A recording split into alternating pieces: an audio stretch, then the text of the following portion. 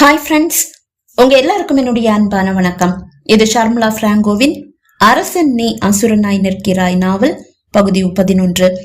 வாசிப்பது ஷர்மிளா பிராங்கோ. வாங்க ஃப்ரெண்ட்ஸ், தொடர்ந்து கதையை கேட்கலாம். தன்முன் அமர்ந்திருக்கும் மருத்துவர் கீதா யாரையோ பயப்படுவது போல் ஆதித்யாவுக்கு தோன்றியது. அவர் உடல் நடுங்குவது மிகவும் தெளிவாக அவனுக்கு தெரிகிறது. அவரது கையில் இருக்கும் செல்போனுக்கு அப்போது ஒரு அழைப்பு வர ஆதித்யாவின் விழிகளும் மருத்துவர் கீதாவின் விழிகளும் ஒன்றாக செல்போனை நோக்கி பாய்ந்தது.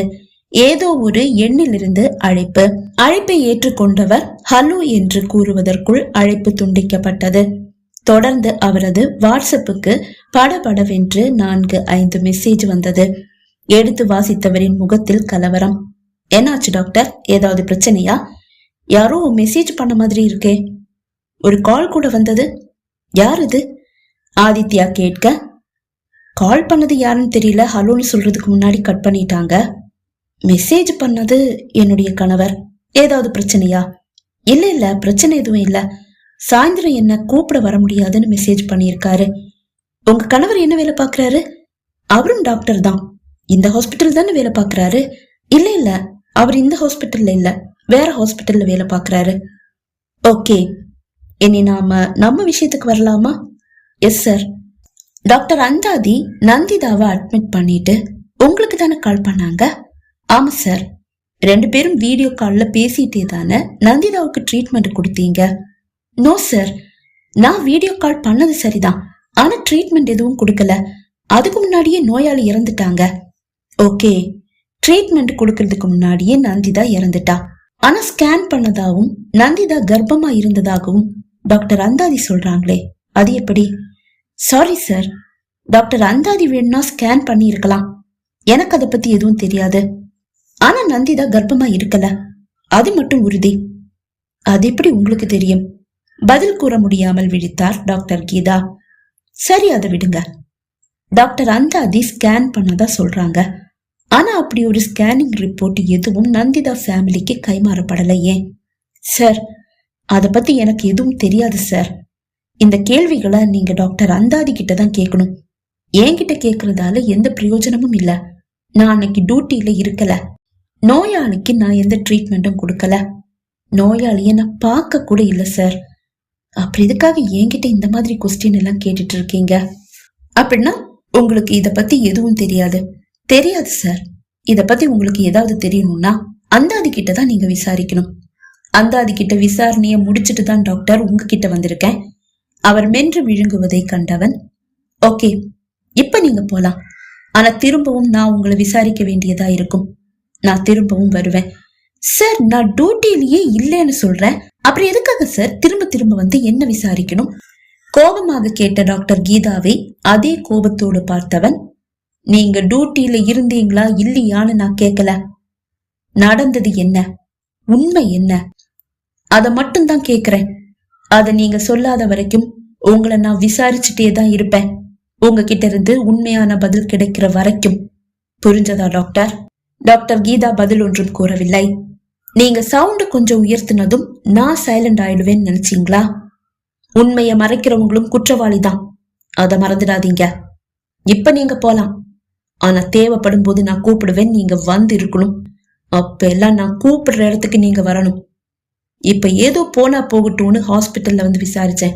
இனி விசாரணை இப்படி இருக்காது. என்னுடைய ஆபீஸுக்கு நீங்க வர வேண்டியதா இருக்கும்.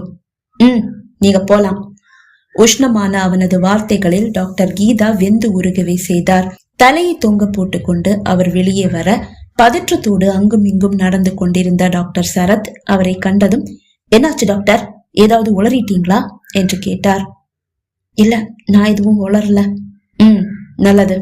ஆகாஷ் சார் சொன்னதெல்லாம் நினைவு இருக்குல்ல? இருக்கு சார். எங்களோட சேர்ந்து நின்னா ஊதிய உயர்வு, நிம்மதியான வாழ்க்கை எல்லாம் கிடைக்கும். இல்லனா வேலையும் இருக்காது. அந்த அந்தாதி அவதிப்படுற மாதிரி நீங்களும் அவதிப்படணும். புரியுதா? புரியுது டாக்டர். பேசிக்கொண்டிருக்கும் போதே டாக்டர் சரத்தின் செல்லுக்கு ஆதித்யாவின் அழைப்பு வர, போய் உங்க வேலையை பாருங்க என்று கூறிவிட்டு அழைப்பை ஏற்ற சரத், சொல்லுங்க சார் என்றார். அன்னைக்கு நைட் டியூட்டி பார்த்த சிஸ்டர்ஸ் யாரெல்லாம் கண்டுபிடிச்சிட்டீங்களா? கண்டுபிடிச்சிட்டேன் சார். அதுல 2 பேர் இன்னைக்கு டியூட்டியில இருக்காங்க. அவங்கள அனுப்பி வைக்க முடியுமா? கண்டிப்பா அனுப்பி வைக்கிறேன் சார். Okay, thank you. அழைப்பை துண்டித்தான் ஆதித்யா. இரு செவிலியர்களையும் போன் செய்து அழைத்த டாக்டர் சரத் தன் அறைக்கு வருமாறு கூற சில நிமிடங்களிலேயே இருவரும் வந்துவிட்டனர். அவர்களிடம் அசிஸ்டன்ட் கமிஷனர் ஆதித்யா வந்திருப்பதை கூறியவர், உங்ககிட்ட தனியா பேசணும்னு சொல்றாரு, எதையும் உளறிடாதீங்க, புரிஞ்சதா? சொன்னதெல்லாம் நினைவிருக்குல்ல? நினைவிருக்கு டாக்டர். சரி, போய் அவர்கிட்ட பேசிட்டு வாங்க. இருவரையும் அறைக்குள் அனுப்பி வைத்தார். அவர்களிடம் விசாரித்தும் எந்த பலனும் இருக்கவில்லை. அவர்களும் அந்தாதியை தான் குற்றவாளியாக்குகிறார்கள். ஆனால் அந்தாதி வேறு கதையை சொல்கிறாள். அந்தாதியை நம்புவதா வேண்டாமா என்ற ஒரு குழப்பம் அவன் மனதில் எழுந்தது. அந்தாதி தேவையில்லாம எதுக்காக நந்திதா மேல பழி போடணும்? அதனால அந்தாதிக்கு என்ன லாபம்? சிறிது நேரம் அதை பற்றியே சிந்தித்துக் கொண்டிருந்தவன், அந்த வழியில இறங்கி விசாரிச்சாதான் என்ன, எல்லா கோணத்திலையும் விசாரிப்போமே. அப்படி ஒரு எண்ணம் அவன் மனதில் எழுந்தாலும் எங்கிருந்து ஆரம்பிப்பது என்று அவனுக்கு தெரியவில்லை. அந்தாதி அவந்திகாவின் கிளாஸ்மேட். நந்திதாவுக்கும் அந்தாதிக்கும் தனிப்பட்ட முறையில் எந்த ஒரு தொடர்பும் இல்லை என்பது உறுதி. அப்படி இருக்கும்போது அந்தாதி முன்பகை காரணமாக நந்திதா மீது இப்படி ஒரு பழி போட வேண்டிய அவசியம் இல்லை. ஒருவேளை அவந்திகாவை பழி வாங்கறதா நினைச்சு நந்திதாவை பழி வாங்கி இருப்பாளோ? சரி, இத பத்தி அப்புறமா விசாரிக்கலாம். இப்ப நந்திதா வேலை பார்த்த ஆபீஸுக்கு போய் விசாரணையை நடத்தி பார்க்கலாம். அங்கிருந்து ஏதாவது துப்பு கிடைக்கலாம் இல்லையா? அப்படி ஒரு எண்ணம் மனதில் எழுந்ததும் அவன் நேராக நந்திதா வேலை பார்த்த அலுவலகத்திற்கு வந்தான். ஆனால் அங்கிருந்தும் அவனுக்கு எந்த ஒரு தகவலும் கிடைக்கவில்லை. நந்திதா பற்றி தப்பான ஒரு செய்தியும் அவன் செவியை எட்டவில்லை. சிலரிடம் விசாரிக்கும் போது நந்திதா பற்றி பேசும்போது அவர்களின் விழிகள் நிறைவதை அவன் கண்டான். அவளுக்கு அலுவலகத்தில் யாராலும் எந்த ஒரு தொல்லையும் இருக்கவில்லை என்றுதான் அனைவரும் கூறுகின்றனர். மீண்டும் அவன் சந்தேகம் அந்தாதியை நோக்கி திரும்பியது.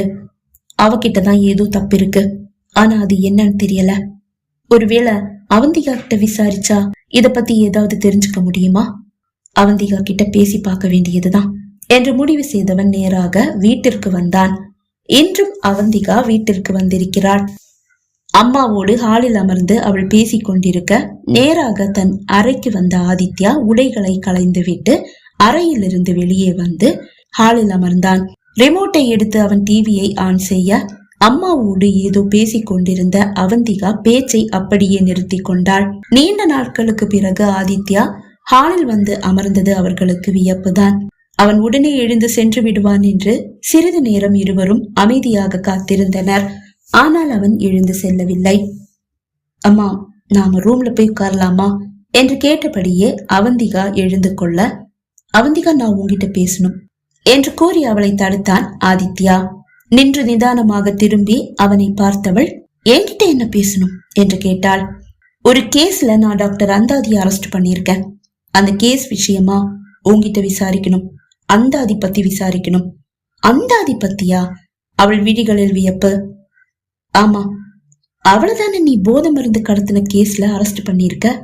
ஆமா. அந்த கேஸ பத்தியா என்கிட்ட விசாரணை நடத்த போற? ஆமா. அந்த கேஸ பத்தி எனக்கு என்ன தெரியும்னு நினைக்கிற? உனக்கு என்ன தெரியும்னு எனக்கு தெரியல.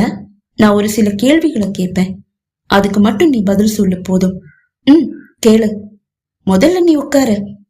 அவந்திகா தன் இருக்கையில் அமர்ந்தாள். அந்தாதி படிக்கிற காலத்துல எப்படி தப்பான ஃப்ரெண்ட்ஷிப் ஏதாவது அவளுக்கு இருந்ததா? இல்ல, தப்பான எந்த ஃப்ரெண்ட்ஷிப்பும் அவளுக்கு இருக்கல. அப்புறம் ஏன் நீ அவளை நம்ம வீட்டு விசேஷங்கள் எதுக்குமே கூப்பிடல? உன்னுடைய ஃப்ரெண்ட்ஸை மட்டும் நீ கூப்பிட்டு எனக்கு இந்த சந்தேகம் வந்திருக்காது. உன் கிளாஸ்மேட்ஸ் எல்லாரையுமே நீ நம்ம வீட்டு ஃபங்க்ஷனுக்கு எல்லாம் கூப்பிட்டு இருக்க, உன் கல்யாணத்துக்கு கூட. ஆனா அந்தாதியை மட்டும் நீ எதுக்குமே கூப்பிடல. அதுக்கு என்ன காரணம்? அண்ணா, இதுக்கு நான் என்ன பதில் சொல்றது? எனக்கு அந்தாதியை பிடிக்கல, அதனால நான் அவளை தள்ளி வச்சேன், அவ்வளவுதான். அதுதான் ஏன்னு கேக்குறேன். அதுக்கு இந்த கேஸுக்கு என்ன நான் சம்பந்தம் இருக்கா இல்லையான்னு நான் விசாரணையில கண்டுபிடிச்சுக்கிறேன். நான் கேட்ட கேள்விக்கு பதில் சொல்லு. சாரிண்ணா, இது தேவையில்லாத கேள்வின்னு நான் நினைக்கிறேன். இது தேவையான கேள்விதான் அவந்திகா. உனக்கும் அந்தாதிக்கும் ஏதோ பகை இருக்கு. அந்த பகைய மனசுல வச்சுட்டுதான் அவ நந்திதாவை பழி வாங்கி இருக்கான்னு எனக்கு சந்தேகமா இருக்கு. அதனால உனக்கும் அந்தாதிக்கும் இடையில என்ன பிரச்சனை, என்ன பகைன்னு நீ சொல்லிதான் ஆகணும். அதை கேட்டதும் ஆடி போன அவந்திகா, என்ன நான் சொல்ற? என் மேல இருக்கிற பகையில அவன் நந்திதாவை பழி வாங்கிட்டாளா? அப்படி ஒரு சந்தேகம் எனக்கு இருக்கு. அதனாலதான் கேக்குறேன். சொல்லு, உனக்கும் அந்தாதிக்கும் என்ன பிரச்சனை? ஆனா எனக்கும் அந்தாதிக்கும் எந்த பிரச்சனையும் கிடையாது. அப்படின்னா அவ தப்பான ஒரு பொண்ணு ஆனதாலதான் நீ அவளுடைய ஃப்ரெண்ட்ஷிப் வேண்டான்னு சொல்லி அவளை தள்ளி வச்சிட்டியா? இல்லன்னா படிக்கிற காலத்துல அவளுக்கு எந்த தப்பான தொடர்பும் இருக்கல. அப்படின்னா அவ நல்ல பொண்ணுன்னு சொல்றியா? அவ நல்ல பொண்ணுதான். ஆனா அவ என்கிட்ட ஒரு பொய் சொல்லிட்டா. அதுதான் என்னால தாங்க முடியல. பொய் சொன்னாளா? என்ன பொய் சொன்னா? நடந்ததை அவந்திகா கூற ஆதித்யாவின் விழிகளில் கோபம் கொப்பளித்தது. அதை கண்டு அவந்திகா மட்டுமல்ல, அவன் அம்மாவும் பயந்து போனார். அப்படின்னா என்னுடைய நந்திதா மேல வீண் பழியதான் போட்டிருக்கா. நந்திதா நடத்த கெட்டவன்னு என்ன நம்ப வச்சுட்டா. என்ன அடையலான்னு நினைச்சாளா? அவளுக்குதான் கல்யாணம் நிச்சயமாகி இருக்கே. அப்புறம் இதுக்காக இப்படி ஒரு நாடகம்? அந்த கல்யாணத்தை நிறுத்திட்டு நந்திதாவை என் வாழ்க்கையில இருந்து தொலைச்சிரிஞ்சிட்டு எனக்கு மனைவி ஆயிடலான்னு நினைச்சாளா? அவந்திகா சொல்றது உண்மைன்னா நந்திதா மரணத்திலையும் சந்தேகப்படணும். நந்திதா மரணத்துக்கு கூட இவ காரணமா இருக்க மாட்டான்னு எப்படி நம்புறது? அந்தாதி மீது அவனுக்கு அப்படி ஒரு சந்தேகம் வர அவன் மனதில் இருந்த கோபத்தை கொழுந்து விட்டு எரிந்தது. அந்தாதி மீது இருந்த பகை பன்மடங்காக உயர்ந்தது. நான் உன்னை சும்மா விட மாட்டேன் அந்தாதி. உன்னுடைய சுயநலத்துக்காக ஏன் நந்திதாவை அழிச்சிட்ட? என் வீட்டுல இருக்கிறவங்க எல்லார் முன்னாடியும் என்னை குற்றவாளியாக்கி எல்லாரும் என்ன வெறுக்கிற மாதிரி பண்ணிட்ட. இவ்வளவையும் பண்ண உன்னை நான் எப்படி சும்மா விடுவேன்? கண்டிப்பா நான் உன்னை பழி வாங்குவேன். இப்போது அவன் மனத்திரையில் நந்திதா வந்து நின்று சிரித்தாள்.